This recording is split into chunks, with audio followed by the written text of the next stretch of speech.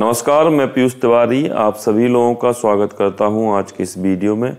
और आज का ये वीडियो आप सभी के लिए महत्वपूर्ण होने वाला है, क्योंकि इस वीडियो को आरंभ किया गया है आपके उत्तर प्रदेश कांस्टेबल की वैकेंसी को देखते हुए। और यूपी कांस्टेबल की वैकेंसी में जो भी आपके जीएस के प्रश्न पूछे जाते हैं, उसी बेस्ड पर आपके प्रीवियस ईयर के प्रश्नों को उठाया गया है और इनकी हम प्रैक्टिस करेंगे। यदि आप इन प्रश्नों की अच्छे से प्रैक्टिस करेंगे तो आप आने वाले समय में जितने भी आपके एग्जाम्स होंगे उसमें जीएस में अच्छा स्कोर तो करेंगे ही, लेकिन जो भी आपकी टारगेटेड एग्जाम होगा जैसे यूपी कांस्टेबल, उसमें भी आप बहुत अच्छा परफॉर्म कर पाएंगे इस सीरीज की मदद से। तो उसी को नज़र में रखते हुए इस प्रैक्टिस सीरीज को आज हम चालू करते हैं और देखते हैं आज का पहला प्रश्न। आज का पहला प्रश्न है आपका, निम्नलिखित में से कौन सा ठोस है? तो आपको बताना है कौन सा आपका पदार्थ ठोस है। आपके ऑप्शन है क्लोरोफॉर्म, इथाइल एल्कोहल, आइडोफॉर्म और ईथर। तो क्लोरोफॉर्म को देखा जाए तो ये आपका लिक्विड होता है और इसका प्रयोग मेडिकल फील्ड में किया जाता रहा है, ठीक है। और आपका एथिल एल्कोहल की बात की जाए तो एथिल एल्कोहल आपका लिक्विड होता है और इसका प्रयोग वेरियस इंडस्ट्रीज में आपका किया जाता है, परफ्यूम बनाने में, और आपका एज ए वाइन में भी इसका प्रयोग किया जा सकता है, ठीक है। और यदि हम आइडोफॉर्म की बात करें तो आइडोफॉर्म ही आपका एक ऐसा पदार्थ है जो कैसा है, ठोस है इन चारों में से। तो आपका सॉलिड फॉर्म में होता है आइडोफॉर्म, और आइडोफॉर्म एक क्रिस्टल है आपका, और इस क्रिस्टल का प्रयोग आपका किया जाता है कीटाणु को नष्ट करने में, यानी जो भी जम्स हैं, कीटाणुनाशक जो भी बनाए जाते हैं आपके, उसमें प्रयोग किया जाता है आइडोफॉर्म। अगला प्रश्न है आपका, निम्नलिखित में से किस विद्युत चुम्बकीय विकिरण में सबसे लंबे तरंगदैर्घ्य होते हैं? आपके ऑप्शन हैं परावैगनी किरणों में, गामा किरणों में, रेडियो किरणों में या आपका अवरक्त तरंगों में। तो आपको बताना है किस तरंग में या किस किरण में सबसे लंबा तरंगदैर्घ्य होता है।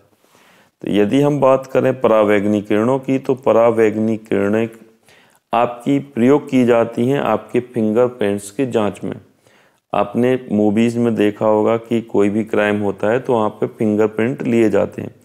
तो उन फिंगरप्रिंट की जांच करने के लिए या उन फिंगरप्रिंट का एनालिसिस करने के लिए आपकी परावैगनी किरणों का प्रयोग किया जाता है। और यदि ये बात हम करें गामा किरणों की, तो गामा किरणों का प्रयोग आपका न्यूक्लियर रिएक्शंस में किया जाता है। तो आपका राइट ऑप्शन होगा ऑप्शन नंबर सी, रेडियो तरंगों की तरंगदैर्घ्य जो है सबसे लंबी होती है इन चार ऑप्शंस में, ठीक है। अगला प्रश्न देखते हैं, निम्नलिखित में से कौन एक नाइट्रोजन उर्वरक नहीं है? आपके ऑप्शन है ammonium sulphate, calcium cyanamide, super phosphate of lime या यूरिया। तो यूरिया को देखा जाए तो इसमें नाइट्रोजन कंटेंट पाया जाता है और यह पहला एक ऐसा कार्बोनेटेड कंपाउंड है जिसे लैब में डेवलप किया गया था, ठीक है। और कैल्शियम ए साइनामाइड की बात करें तो कैल्शियम साइनामाइड में आपका नाइट्रोजन कंपाउंड होता है, तो ये भी आपका नाइट्रोजन कंटेंट रखेगा। अमोनियम सल्फाइड में भी आपका नाइट्रोजन कंटेंट होता है, तो इसे भी हम नाइट्रोजनीकरण या नाइट्रोजन उर्वरक के रूप में जानते हैं। तो आपका राइट ऑप्शन होगा option number C, super phosphate of lime जो है इसमें फॉस्फोरस का कंटेंट होता है और यह फॉस्फोरस उर्वरक के रूप में जाना जाता है। तो आपका राइट ऑप्शन होगा ऑप्शन नंबर सी। अगला प्रश्न देखें तो नमक को बर्फ के साथ मिलाने से हिमांक, ऑप्शन है आपका घटता है, वृद्धि होती है, अप्रभावित रहता है या पहले घटता है फिर वृद्धि होती है। तो आपको बताना है कि नमक को बर्फ में मिलाया जाएगा तो होता क्या है। आपने आइसक्रीम खाई हो, जो मोहल्लों में आइसक्रीम बनाते ना, कांचों में दूध डाल के वो निकालते हैं, कुल्फी जिसे बोलते हैं। तो उसको यदि आप कभी कभार टेस्ट करते हैं तो नमकीन सा लगता है, क्योंकि उसका जो नीचे बर्फ होती है उसमें वो लोग भी नमक मिलाते हैं। तो नमक मिलाने का एक महत्वपूर्ण कारण है कि जब भी आप बर्फ में नमक मिलाएंगे तो उसका हिमांक कम होगा और क्वथनांक आपका बढ़ जाता है। ठीक है, तो इसका कारण क्या है कि आपका नमक इसलिए मिलाया जाता है बर्फ में जिससे उसका हिमांक कम हो जाए और क्वथनांक बढ़ जाए। ठीक है, तो आपको बताना है हिमांक का क्या होगा, तो हिमांक आपका क्या होगा, घटेगा। ठीक है, हिमांक आपका घटेगा और क्वथनांक यदि पूछा जाता आपसे तो क्वथनांक बढ़ता। ठीक है, अगला प्रश्न देखें, कैलामाइन खाली स्थान का अयस्क है, तो आपको बताना है कैलामाइन किसका अयस्क है। आपका टिन का अयस्क है, मैग्नीशियम का अयस्क है, जस्ता का अयस्क है या तांबा का अयस्क है। तो इन चारों ऑप्शन में आपको सही ऑप्शन बताना है कि कैलामाइन किसका अयस्क होता है। यदि हम बात करें टिन की, तो टिन का एक महत्वपूर्ण अयस्क है आपका कैसीटेराइट।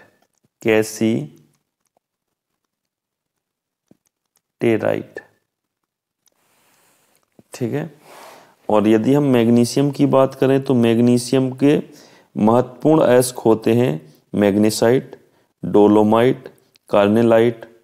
ठीक है, इन तीनों को आप याद रख सकते हैं। तो मैग्नीशियम के आपके इम्पोर्टेंट जो अयस्क होंगे वो होंगे आपके मैग्नेसाइट,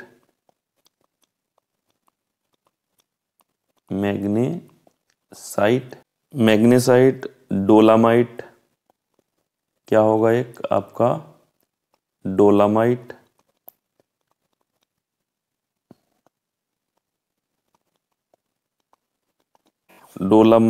एंड कार्नेलाइट होता है, एप्सम साल्ट भी होता है। ठीक है, एप्सम साल्ट। और यदि हम बात करें जस्ता की, जिंक की, तो जस्ता का आपका होता है प्रमुख आपका अयस्क होता है जिंक ब्लेड, कैलामाइन और जिंकाइट। तो आपका कैलामाइन होगा जस्ता का, तो आपका राइट ऑप्शन हो जाएगा ऑप्शन नंबर सी, जस्ता का अयस्क होता है कैलामाइन। यदि बात की जाए अगले प्रश्न की, तो अगला प्रश्न है आपका, किस विटामिन की कमी की वजह से स्कर्वी रोग होता है। आपको बताना है। आपके ऑप्शन है vitamin A, vitamin B, vitamin C या विटामिन डी।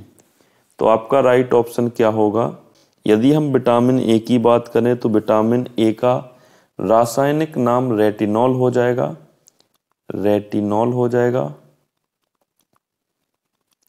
और यदि हम इससे होने वाले रोग को देखें तो इससे होता है रतौंधी। ठीक है, विटामिन ए की यदि कमी हो जाएगी तो होने वाला रोग जो होगा उसका नाम है रतौंधी। और यदि हम बात करें विटामिन सी की, तो विटामिन सी का आपका रासायनिक नाम है एस्कॉर्बिक एसिड, और एस्कॉर्बिक एसिड की कमी से आपको होती है स्कर्वी रोग।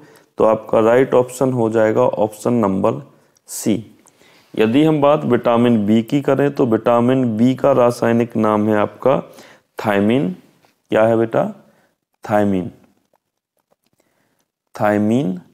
और विटामिन बी की कमी से B1 बोले तो विटामिन B1 की कमी से आपका होता है बेरी रोग, और विटामिन B1 को हम थायमीन के नाम से जानते हैं।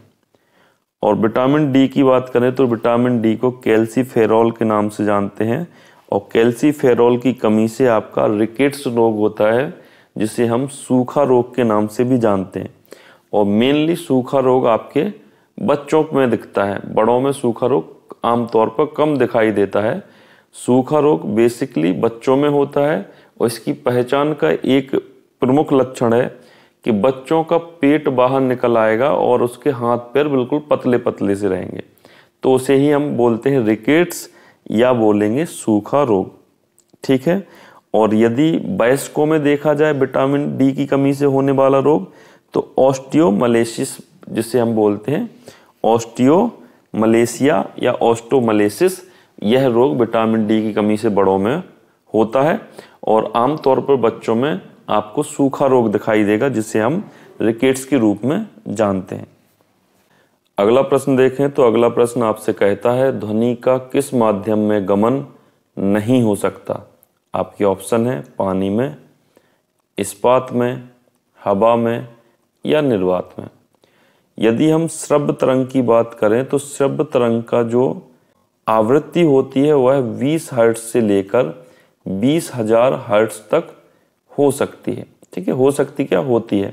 और यदि हम बात करें कि ध्वनि की चाल सबसे कम किस में होती है, तो सबसे कम आपकी ईयर में होती है। ईयर का मतलब आप समझ लो कि गैसों में सबसे कम होती है ध्वनि की गति।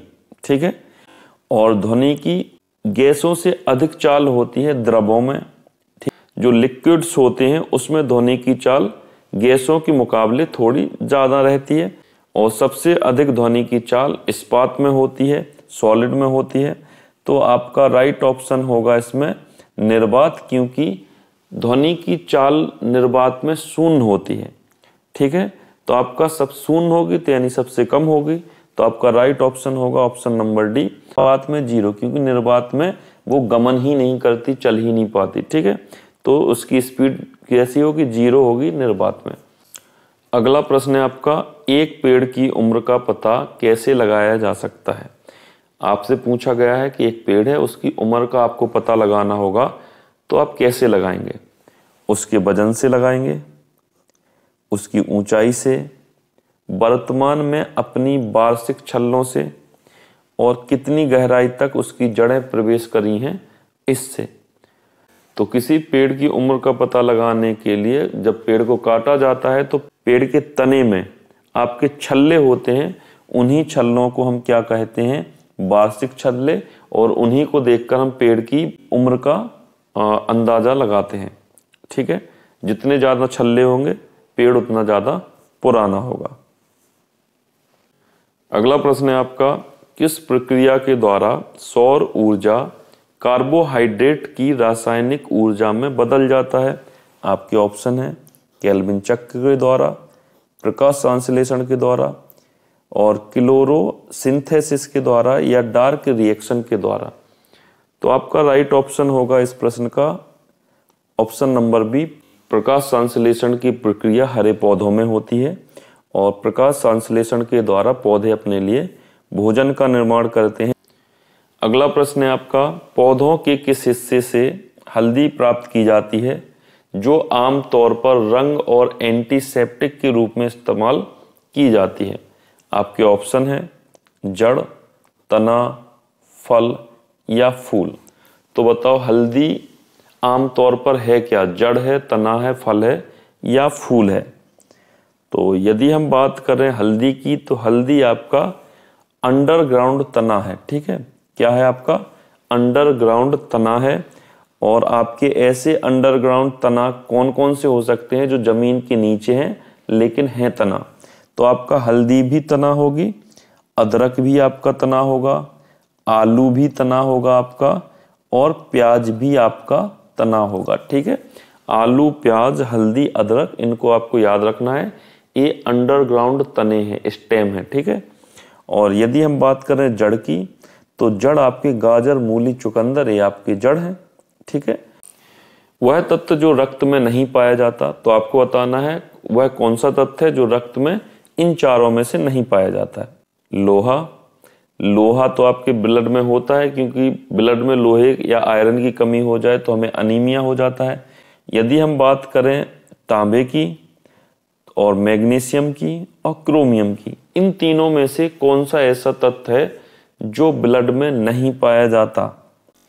तो ब्लड में कॉपर यानी तांबा भी पाया जाता है, कुछ कंटेंट इसका, मैग्नीशियम भी ब्लड में पाया जाएगा, लेकिन क्रोमियम ऐसा पदार्थ होगा जो ब्लड में नहीं पाया जाता। ठीक है, तो लोहा, तांबा, मैग्नीशियम ब्लड में पाए जाते हैं, और क्रोमियम एक ऐसा पदार्थ है जो ब्लड में बिल्कुल भी नहीं पाया जाता। ठीक है, ब्लड हमारे शरीर में 7 से 8% जो भी आपका वेट होगा उसके अकॉर्डिंग 7 या 8% आपके शरीर में ब्लड होगा ही।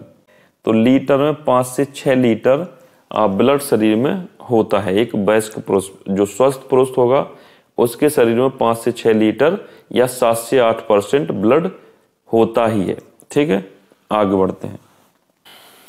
अगला प्रश्न है, देखो इसकी PDF बनाने में थोड़ी सी कुछ गलतियां हो गई हैं, तो आपको कुछ आधे प्रश्न 41, 42, 43 ये नज़र आ रहे होंगे, तो उसको थोड़ा आज के लिए एडजस्ट कर लो। कल से थोड़ा अच्छी सी पीपीटी को बनाकर इसको प्रश्नों को तैयार किया जाएगा। ठीक है, तो अगला प्रश्न है आज का, भाषा के आधार पर राज्यों का पुनर्गठन किस वर्ष किया गया था? आपके ऑप्शन है 1950 में, 1951 में, 1952 में या 1956 में। तो आपका राइट ऑप्शन होगा ऑप्शन नंबर डी।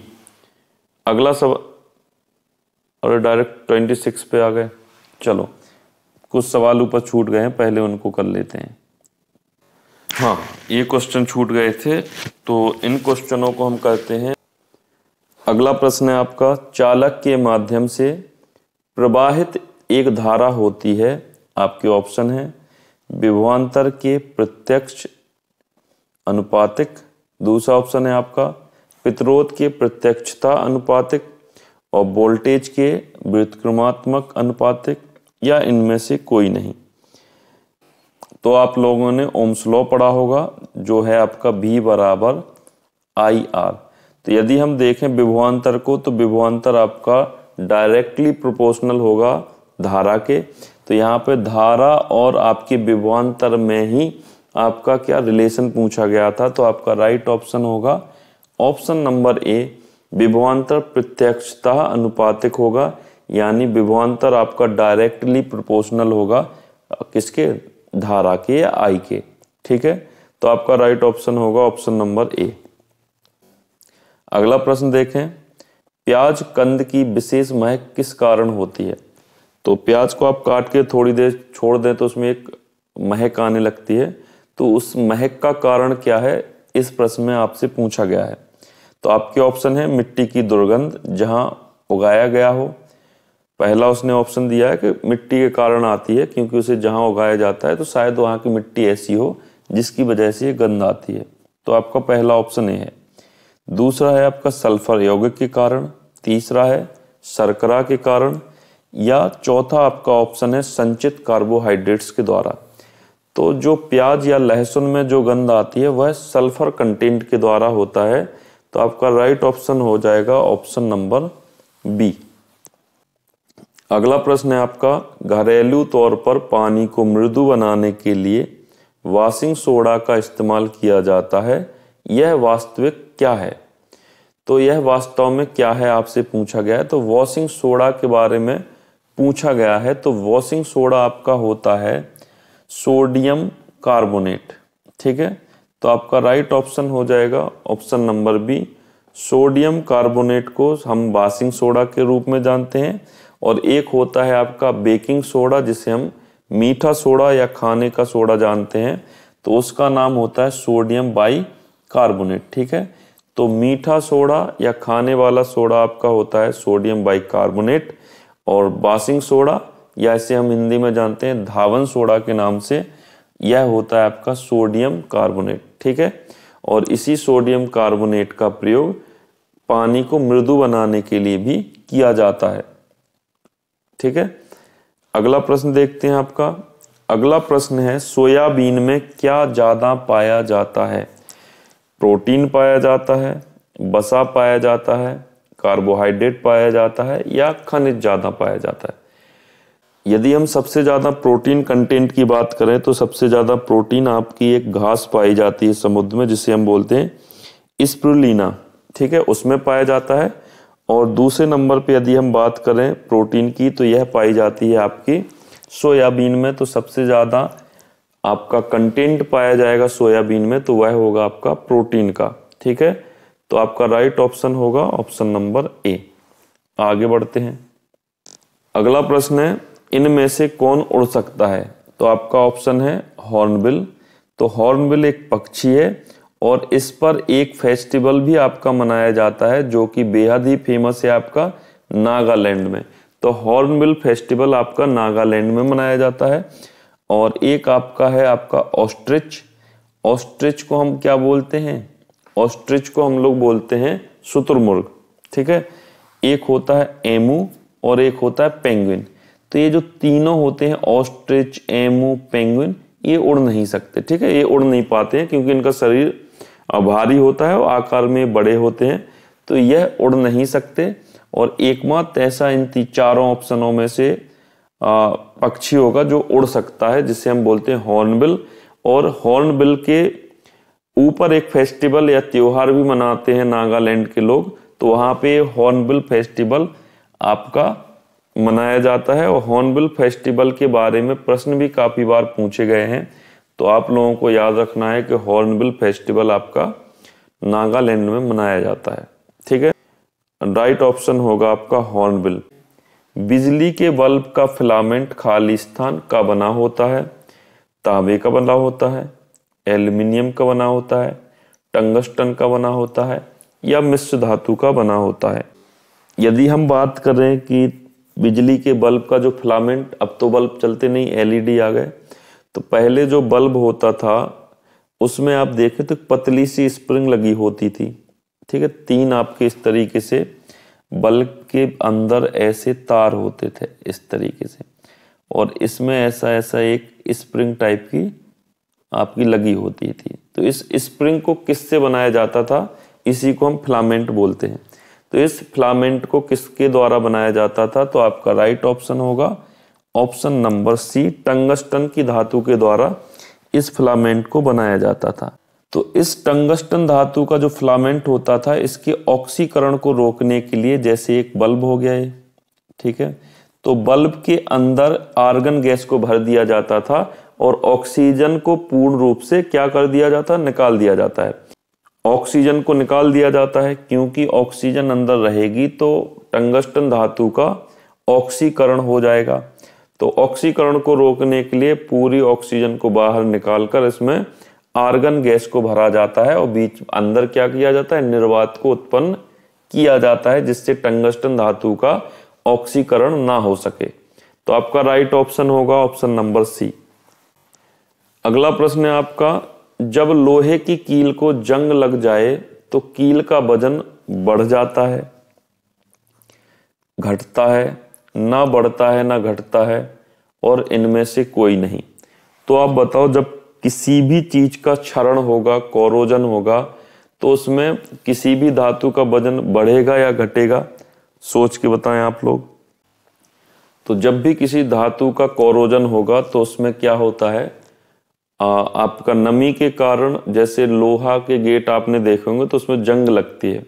तो जंग किसका कारण है? नमी और ऑक्सीजन के द्वारा आपका फेरस ऑक्साइड बना लेता है। फेरस ऑक्साइड की वह परत आपके लोहे के ऊपर जम जाती है, तो उससे क्या होगा? आपका जो भी धातु है या लोहा है उसका वजन बढ़ जाएगा। ठीक है, अगला प्रश्न है आपका, विटामिन जो नींबू और संतरे जैसे खट्टे खाद्य पदार्थों में पाया जाता है, तो आपको भली भांति पता होगा जो भी पीले फल होते हैं या नारंगी फल होते हैं उनमें विटामिन सी की मात्रा पाई जाती है। तो नींबू और संतरे जितने भी खट्टे पदार्थ होंगे उसमें आपकी विटामिन सी की मात्रा पाई जाएगी। और यदि हम विटामिन ए की बात करें तो विटामिन ए को हम रेटिनॉल के नाम से जानते हैं, और विटामिन ए की कमी से वर्णांधता हो जाता है, जिसे हम बोलते हैं रतौंधी। और विटामिन B1 का नाम हम जानते हैं थायमिन के रूप में, और इसकी कमी से हमें बेरी रोग हो जाता है। और विटामिन डी की यदि बात की जाए तो विटामिन डी को हम कैल्सीफेरॉल के नाम से जानते हैं, और इसकी कमी से बच्चों में रिकेट्स हो जाता है।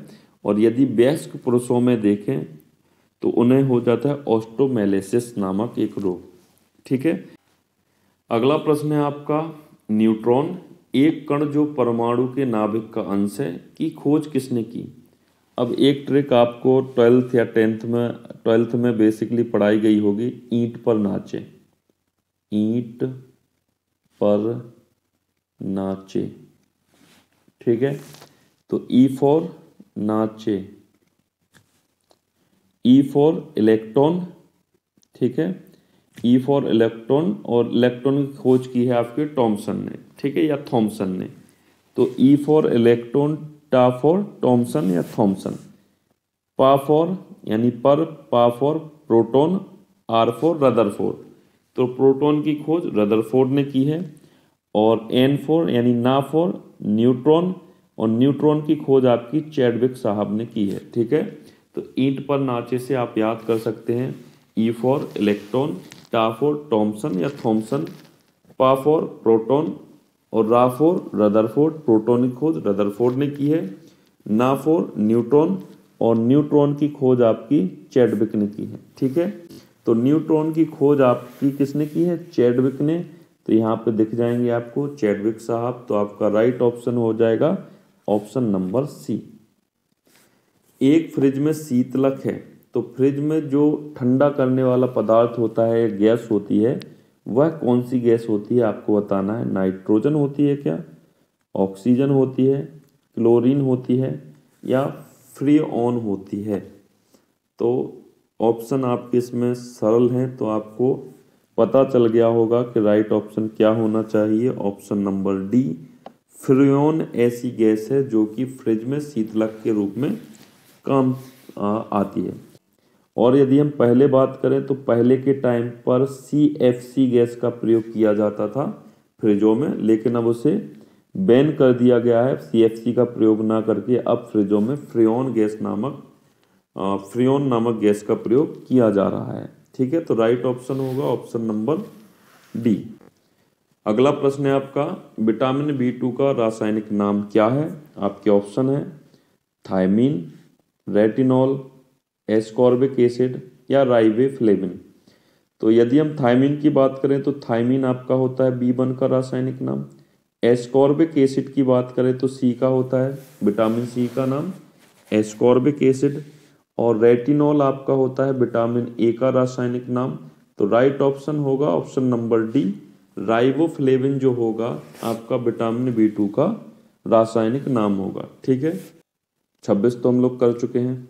अगला प्रश्न देखते हैं 27। जापान में होन्शु नामक द्वीप किसके लिए प्रसिद्ध है? कोयला के लिए प्रसिद्ध है, लौह अयस्क के लिए, तेल के लिए या हीरे के लिए? राइट ऑप्शन आपका होगा इसमें ऑप्शन नंबर सी, तेल। तो होन्शु द्वीप आपका तेल के लिए फेमस है। और होन्शु द्वीप की बात की जाए तो यह जापान का सबसे बड़ा द्वीप है, ये भी याद रखना है। अगला प्रश्न है आपका, भारत में किस गवर्नर जनरल को स्थायी स्वशासन का पिता कहा जाता है? तो स्थायी स्वशासन का पिता आपको बताना है किसे कहा जाएगा। तो आपके ऑप्शन है Lord Wellesley, William Bentinck, Canning या रिपन को। तो स्थायी स्वशासन का पिता आपको बताना है इन चारों में से किसको बोला जाता है।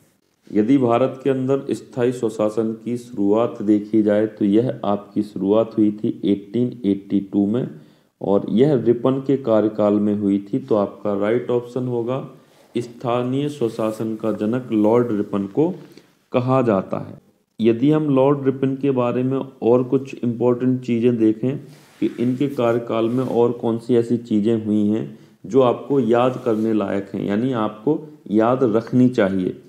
तो आपका पहला पॉइंट हो जाएगा वर्नाकुलर प्रेस एक्ट। तो वर्नाकुलर प्रेस एक्ट भी आपका रिपन के कार्यकाल में आया था। ठीक है, वर्नाकुलर प्रेस एक्ट BPA यानी वर्नाकुलर प्रेस एक्ट आपका आया था रिपन के कार्यकाल में। और प्रथम फैक्ट्री एक्ट भी आपका रिपन के कार्यकाल में आया था। और नियमित जो जनगणना हुई थी, ठीक है, प्रथम नियमित जनगणना, ठीक है, जनगणना, तो जो नियमित जनगणना है वो रिपन के कार्यकाल में शुरू हुई है। और यदि आपसे प्रश्न पूछा जाए कि प्रथम जनगणना आपकी किसके समय में की गई थी, तो आपको याद रखना है मियो। ठीक है, प्रथम जनगणना मियो के टाइम पे। और प्रथम जो जनगणना है ऑर्गेनाइज वे में आपकी की गई है, नियमित रूप से की गई है। तो नियमित जनगणना आपसे पूछ ली जाए तो रिपन के कार्यकाल में। ठीक है, तो नियमित जनगणना रिपन के कार्यकाल से शुरू हुई है। और यदि ओनली जनगणना पूछे कि जनगणना किसके कार्यकाल में चालू हुई थी, तो आपको याद रखना है मियो के कार्यकाल में। ठीक है, अगला प्रश्न है आपका, निम्नलिखित में से किसने पहले 1935 में संविधान सभा का सुझाव प्रस्तावित किया था? ठीक है, या किया? आपके ऑप्शन है नेहरू के द्वारा, JP नारायण, गांधी जी या MN रॉय के द्वारा। तो वह कौन सा व्यक्ति था जिसने 1935 में ही संविधान सभा का सुझाव प्रस्तावित किया था?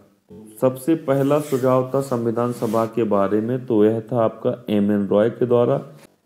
अगला प्रश्न है आपका, वास्तविक कंप्यूटिंग में समस्त विश्व में कौन सा कोड प्रयोग किया जाता है और स्वीकार्य है? तो आपको बताना है जो आज के कंप्यूटर सिस्टम है उसमें कौन सा कोड प्रयोग किया जाता है और सभी जगह स्वीकार्य है।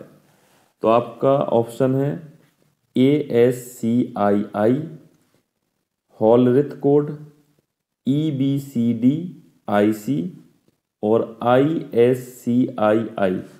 तो इन चारों में से आपका राइट ऑप्शन कौन सा होगा? तो आपका राइट ऑप्शन है ASCII। ठीक है, तो आपका ऑप्शन नंबर ए बिल्कुल ठीक होगा। अगला प्रश्न है आपका, व्हेन द रिवर प्लीप्स नहीं है स्लीप्स है। ठीक है, स्लीप्स, ठीक है। व्हेन द रिवर स्लीप्स उपन्यास के लेखक कौन है? आपके ऑप्शन है अनुराधा रॉय, विक्रम सेठ, शोभा डे या स्टेरिन कायर।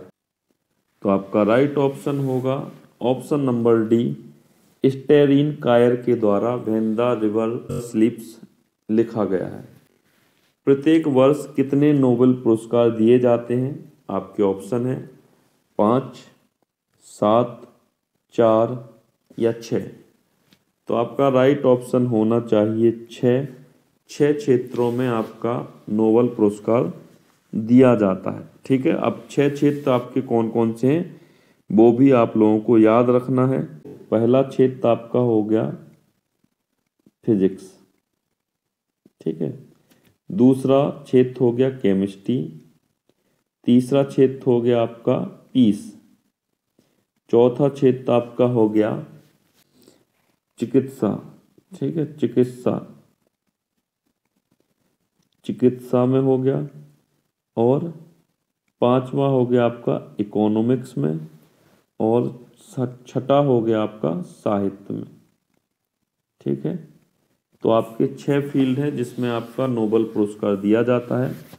फिजिक्स, केमिस्ट्री, पीस यानी शांति, चिकित्सा, अर्थशास्त्र और साहित्य। ठीक है, तो इन क्षेत्रों में आपके नोबेल पुरस्कार को दिया जाता है। तो राइट ऑप्शन होगा आपका ऑप्शन नंबर डी।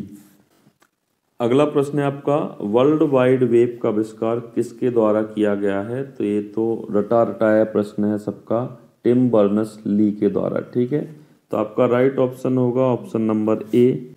अगला प्रश्न देखें, जल्लीकट्टू खालिस्तान के साथ जुड़ा हुआ है। आपके ऑप्शन है चित्तूर, कार्तिगाई, ओनम और पोंगल। तो बात की जाए जल्लीकट्टू की, तो जल्लीकट्टू आपका पोंगल से संबंधित है और यह तमिलनाडु का एक परंपरागत खेल है। ठीक है, अगला प्रश्न है आपका, सुब्रमण्यम भारती एक प्रसिद्ध खालिस्तान है। पहला है मुक्केबाज हैं, तैराक हैं, कवि हैं या चित्रकार हैं। तो आपका राइट ऑप्शन होगा ऑप्शन नंबर सी, आपके कवि हैं। ठीक है, अगला प्रश्न है आपका, किस स्वतंत्रता सेनानी ने महात्मा गांधी को पहली बार राष्ट्रपिता कहकर संबोधित किया था?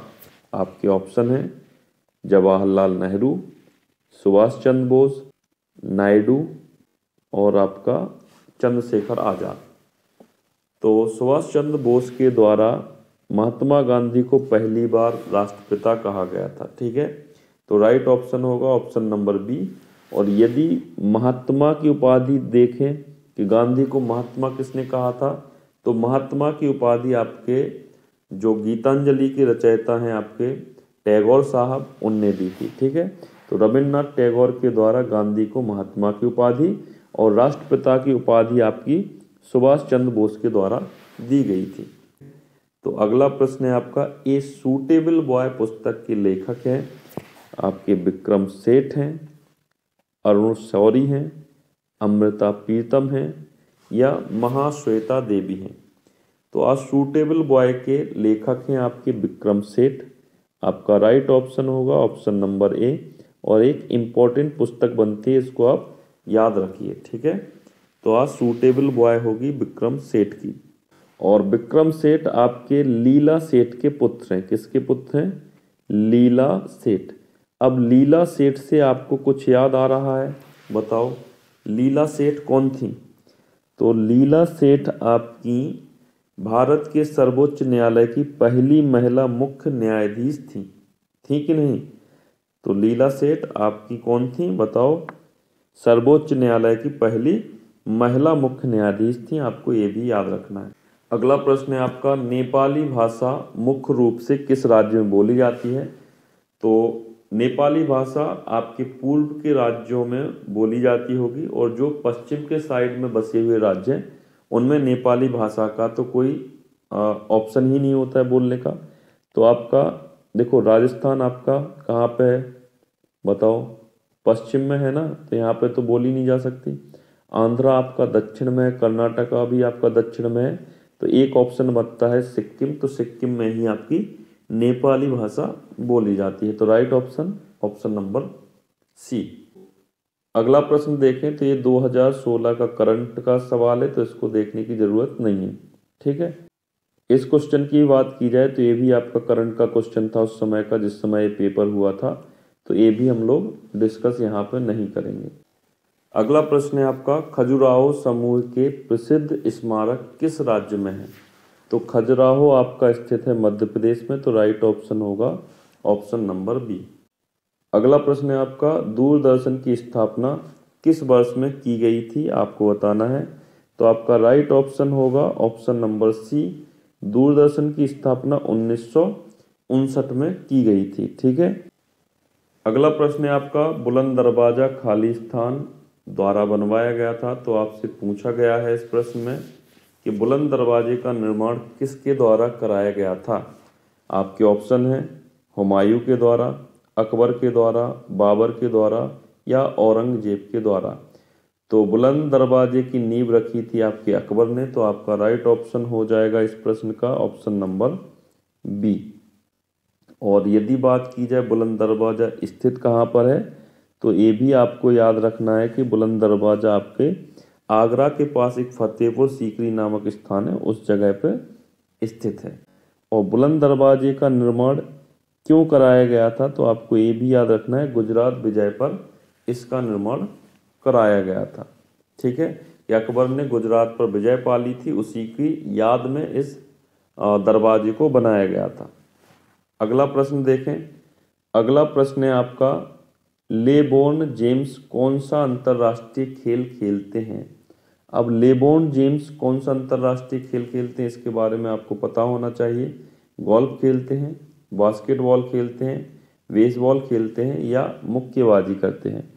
तो आपका राइट ऑप्शन होगा option number C, LeBron James एक खिलाड़ी हैं जो बास्केटबॉल खेलते हैं, ठीक है। तो बास्केटबॉल के एक फेमस खिलाड़ी हैं लेब्रोन जेम्स।